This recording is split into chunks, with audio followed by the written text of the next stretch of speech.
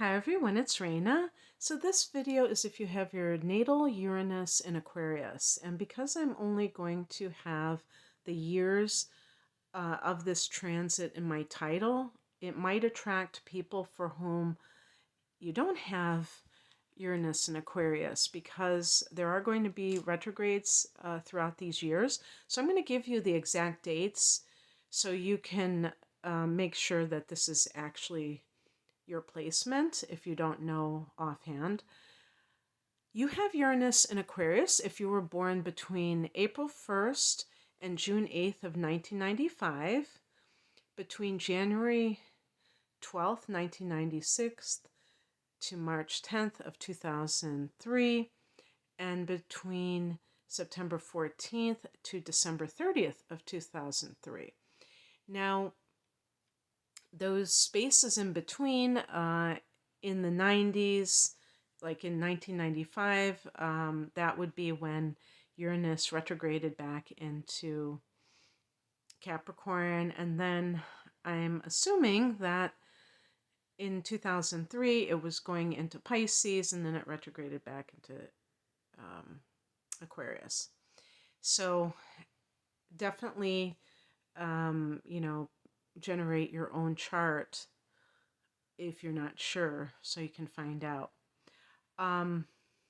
So before I wasn't sure if I had done this one yet, and I was saying to myself, okay, well, I'm going to know if this is really accurate, if technology, but I was going to say computers, but really I meant the internet is going to be during these years when it became a big thing.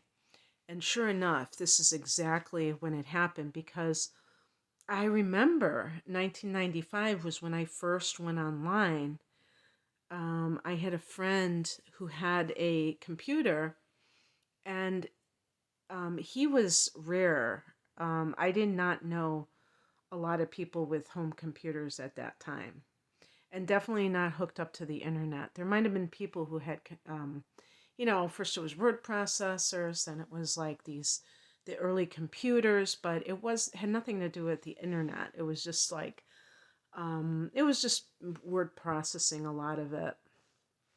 So, and this friend of mine was writing a script. And so he gave me his old word processor, and then he got a computer. And I remember going on Yahoo. There was no such thing as YouTube. YouTube would not even be invented for another, I think, like 10 years, 9 years. I don't know what year. It was like 2000, wasn't it like 2004, 2005? Facebook came out in the 2000s, 2005. It wasn't around back then, in the 90s. So social media was not a thing, but they did start to have news organizations. Yahoo, had news, and then they had, their mailbox came out a couple years later, and then, things like that. So, for those of you who are at the beginning of this transit, you're going to turn 28 years old this year. So for some of you, you might be having your first Saturn return, and you might be feeling like you're becoming a full-blown adult, but you have had this influence all of your life. That's the amazing thing about it. And how I do these types of readings, I talk about what was happening during the time that the generational planet was happening, because this is an outer planet, so this does not affect us at the deepest level like a personal planet does, like what sign your Mars is in, or what sign your sun is in even. But I mean, the generational planets, it seems weird calling this a generational planet.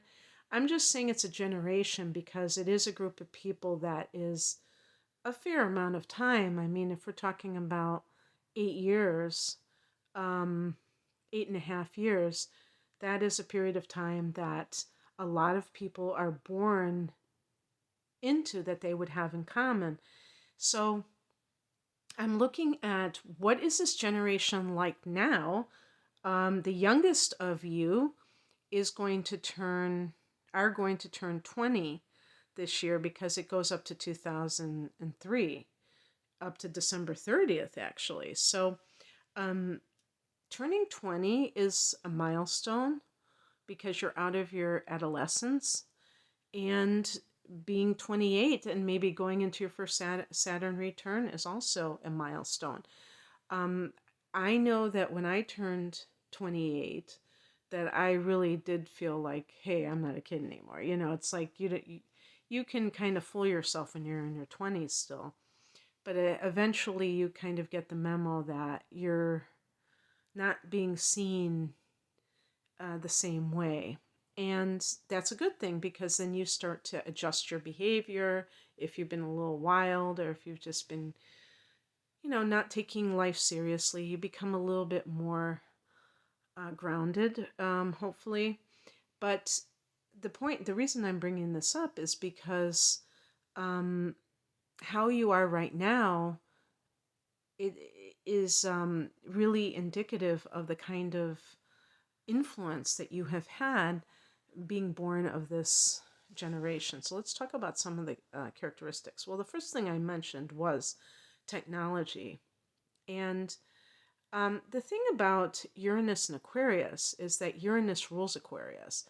And Aquarius and Uranus rule the 11th house in astrology, which is the house of the collective, meaning rather than the individual, the first house is the house of the self. So we have this aspect of ourselves that is separate from others, but then we form groups. And some of these groups we may not form intentionally. We may just belong to a certain group, whether it's like a socioeconomic class. That can be a type of group. It can be your race. It can be your ethnicity, your, like your country of origin is your nationality. And people who have a strong influence in Aquarius already tend to have an interest in these things. They tend to be fascinated by group dynamics, and they just have this fondness for groups of people because the humanitarian believes in the brotherhood of man. Meaning, I know I'm being gender specific, but you know what I mean. And I'm going to get to I'm going to get to why gender specific and talking about those things really your generation has been targeted quite a bit with all of that stuff too, because anyway, this idea of putting people into these different categories and groups is almost like kind of contradictory in a sense, because when you have labels, then you're automatically separating people. But anyway, in terms of the technology, that's why I bring up the internet specifically, because Uranus in Aquarius really emphasizes the connection of people through technology. The 11th house is one of the houses, along with the third house, that can be linked to the internet. The third house is social media, because of, well, I would say the third house could be just communication via the internet. They say social media because actually journalism is connected to the third house, the media itself. And the way the media is nowadays, it's like almost devolved into complete social media, where Twitter becomes a major news source of information, but it also doubles as this place where people say things to one another that aren't necessarily newsworthy. They're just, communicating. And the 11th house is about bringing people together, perhaps organizing groups. and speaking things to the masses. You could even say, I think television is connected to the 11th house and all these forms, the motion pictures, movies, if you will. So all of these things are connected to the technology that the 11th house is particularly acclimated for. Okay. So people who were born, let's say the oldest of you, you were born into an age where the internet was something that was becoming the chief way that people started communicating with one another. And cell phones as well as technology. I didn't see that. I'm looking at cafeastrology.com. I want to give a shout out to them just because they gave me the dates and they also gave some of these ideas about what this can mean. Now, I think one of the things that, because they mentioned hierarchies, okay? Now that would be more Saturn. And the truth is that Aquarius is also ruled by Saturn. So that's why some of these themes, because they're mentioning government and tradition, authority, business responsibility, those would be more like Saturn types of words. So innovation in those things as well. Now, what is the number one innovation of the last 28 years? Well, we could say the online market. Amazon began, I believe, in 1998. I might be wrong about that. But the funny thing about it is I bought something from Amazon back in it might have been 2000, and I was scared to death to do it because it was so, back then it was so, it was like the wild, wild west when you ordered stuff online. It didn't have the same safeguards. And like I remember ordering double by accident, and they had like those problems, and then freaking out like, oh my god, how am I gonna get a hold of someone? I mean, if you think it's hard enough to get a hold of someone now, just imagine 20 25 years ago. It was pretty difficult. And so, but that was a major thing, a major thing. Some of you who are older might remember Borders bookstores, which were such a big chain. Now it's very difficult to find a physical bookstore, as you may know. But if you're older, you may remember the days when bookstores still existed. And from what I understand, Borders made a very big mistake where they allowed, I think they allowed Amazon they merged with Amazon somehow, and it became like they allowed it on their website. I can't remember the whole thing, but it really did them in because people started buying books from Amazon instead.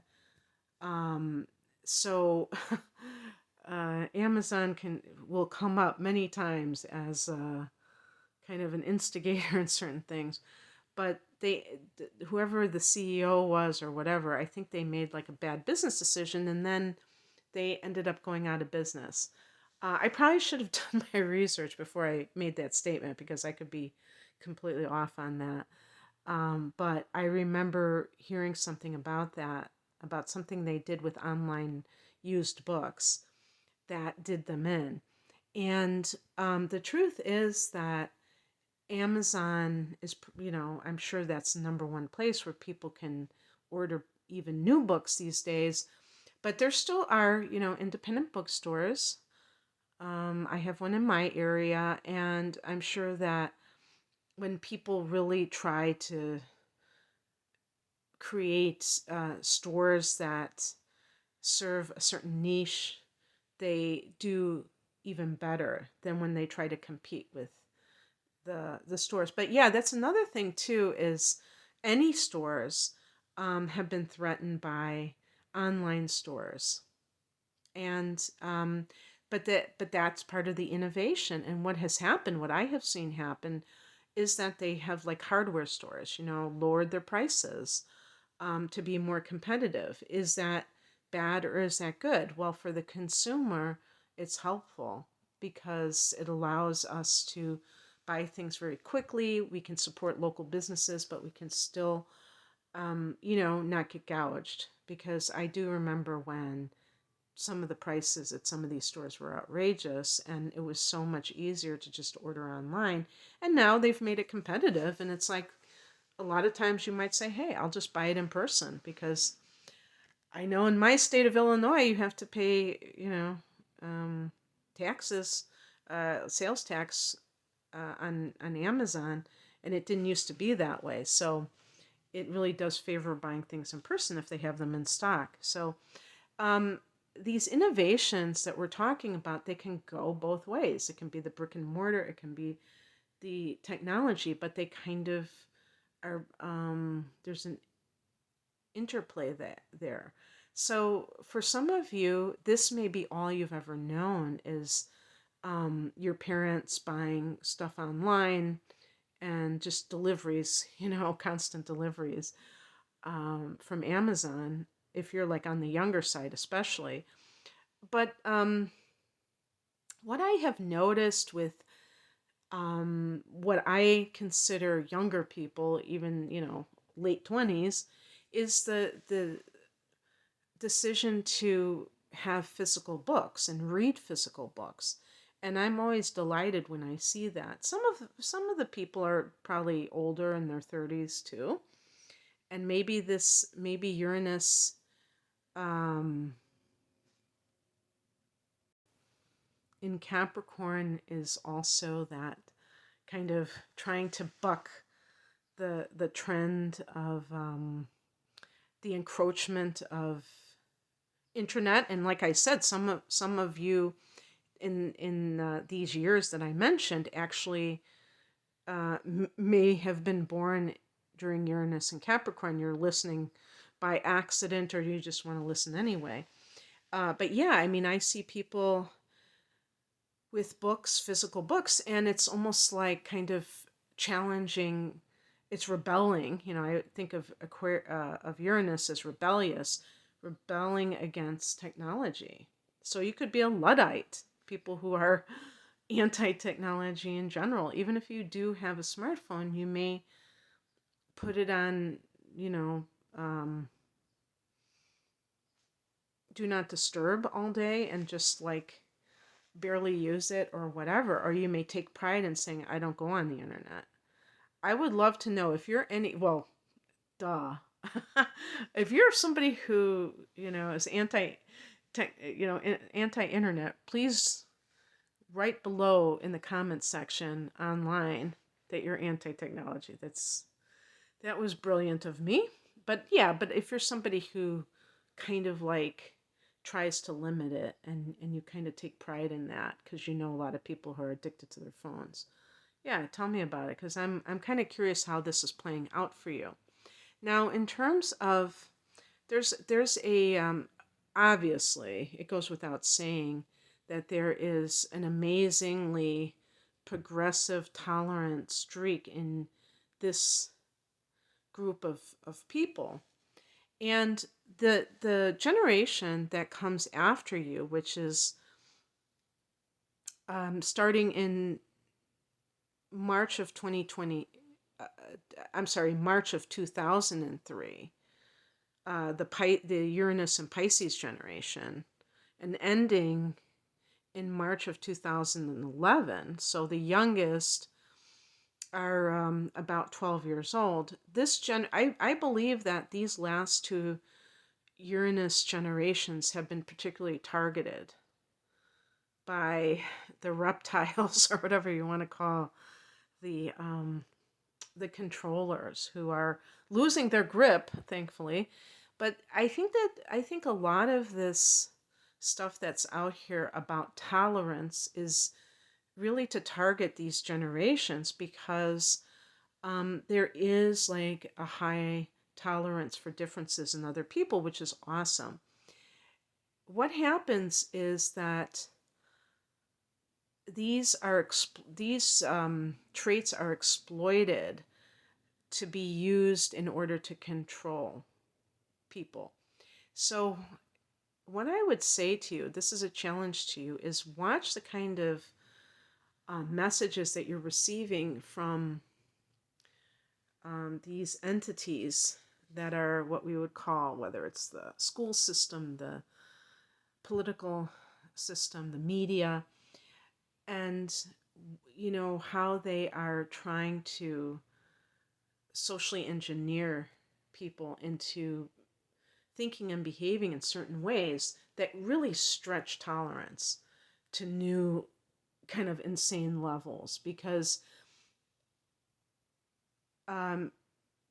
you can have a great idea, but it can be taken to the extreme, or a sentiment, a feeling, but it can be taken to the extreme because it's being exploited, manipulated, and used against a person.